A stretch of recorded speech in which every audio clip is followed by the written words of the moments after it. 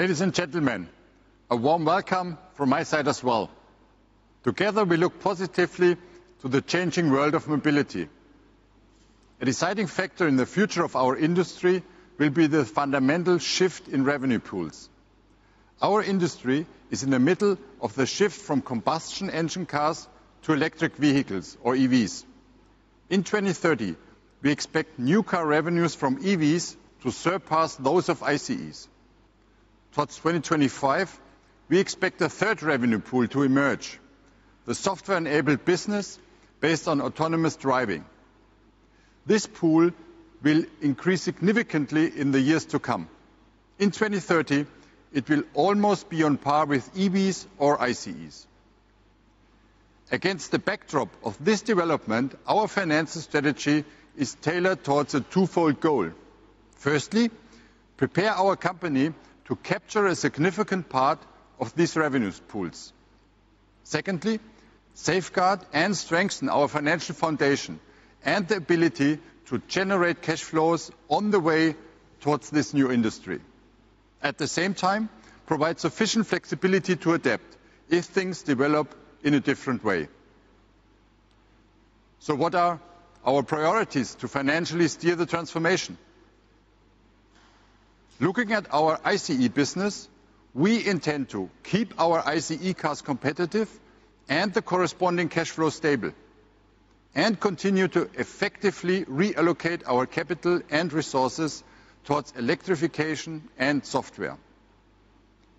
Looking at EVs, we want to ensure the successful ramp-up of our battery electric platform in terms of customer satisfaction, product substance, low complexity and cost, and to secure BEV margins along the whole value chain, especially upstream towards cell manufacturing or raw materials.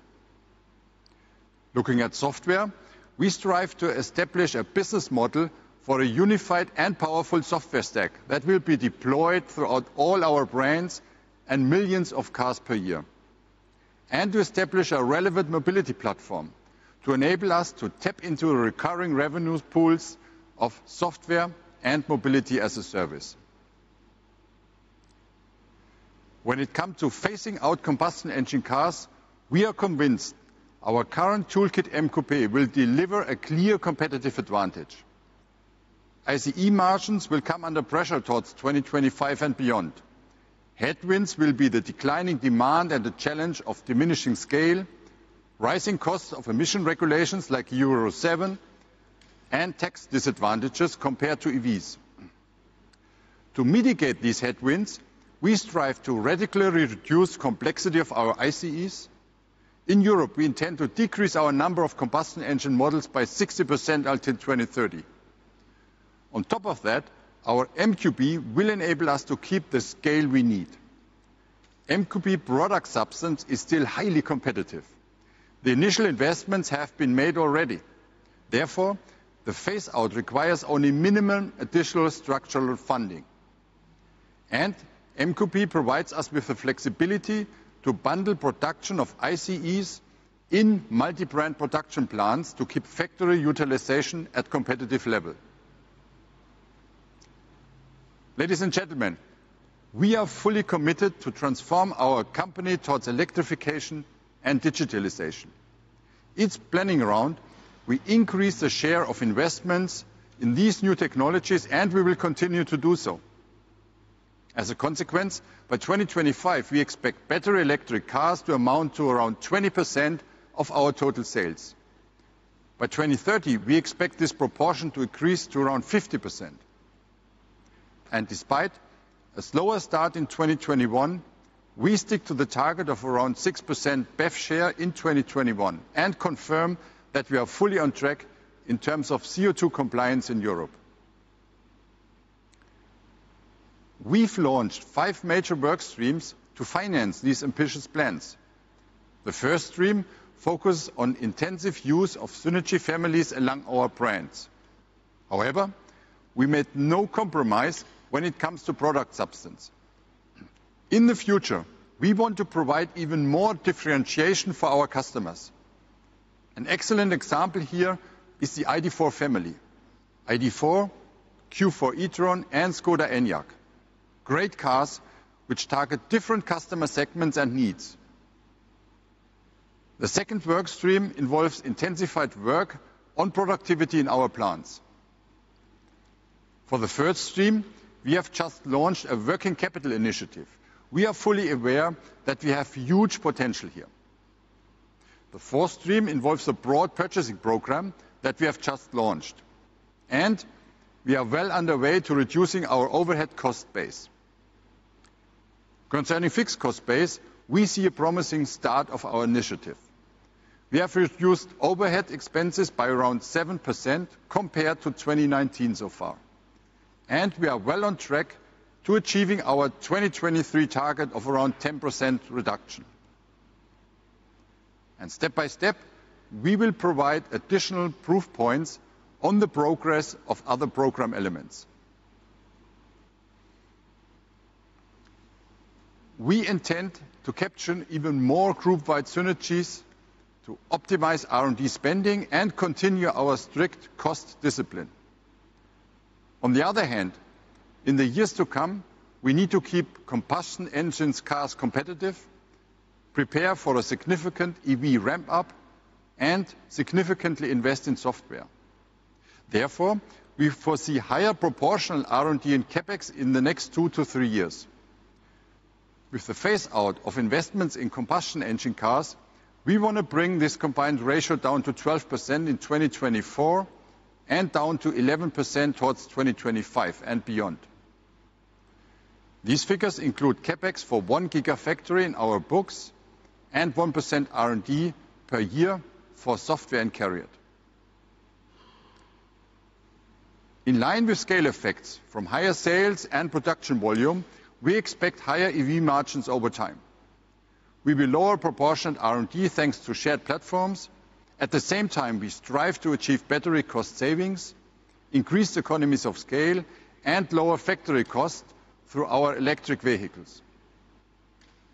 Combining these levers should lead to a margin parity of ICEs and EVs within the next 2 to 3 years. To reflect our sharpened strategy, we are also raising our ambition level for operating return on sales for 2025. We are increasing the original range of 7 to 8% in 2025 to 8 to 9%. We will take these ambitions as the foundation of our planning round 70 in November. Of course, higher profits and optimized working capital should lead to even stronger cash flow. We will update our cash flow guidance too in November. Ladies and gentlemen, we intend to tightly financially steer the transformation of our company. Step by step, we will complement the steering of individual brand performance with focus and transparency along key platforms as value drivers. Volkswagen is a bundle of some of the most fascinating, powerful, and valuable brands in our industry. We are proud of our brands, and we are certain that strong individual brands will remain a key differentiating factor going forward. We will strive to even better position our brands in the future and work hard on cost and efficiency. To strengthen cooperation and synergies, we redefined our brand groups: volume, premium, and sport. In these brand groups, our teams will work even closer together for the good of our customers. In China, we want to keep our leading market position. We are enlarging our current JV network alongside our 2 strong partners with FAW and SVW. We are setting up 2 new pure EV joint ventures: Volkswagen Anhui and Audi FAW NEV Company. At the same time, unified technology and scale will be the driving force in our industry. This means that we need to shift our focus towards value drivers like EV platforms, a unified software stack, battery energy, charging, and mobility solutions. We want to install industry-leading platforms across strong brands to capture even more synergies in the future. Our internal decision-making and capital allocation will be geared towards that goal. As a consequence, our financial steering in the future will integrate brands and value drivers. When it comes to setup of these platforms, we apply 3 guiding principles. First, where suitable, we intend to structure these platforms in separate entities that could operate in a standalone capacity. This will enable us to plan and steer unit individually and to capture the full scale advantage throughout the group. Carrot is a good example. Others will follow. Second, we want to secure scale and know-how along these value drivers, either by organic growth or through partnerships and cooperations. Our goal is to keep balance sheet as lean as possible. And third, when it makes strategic sense for us, we will also use the opportunities to grow third-party business, like the cooperation with Ford on our MEB platform or possibly later in software.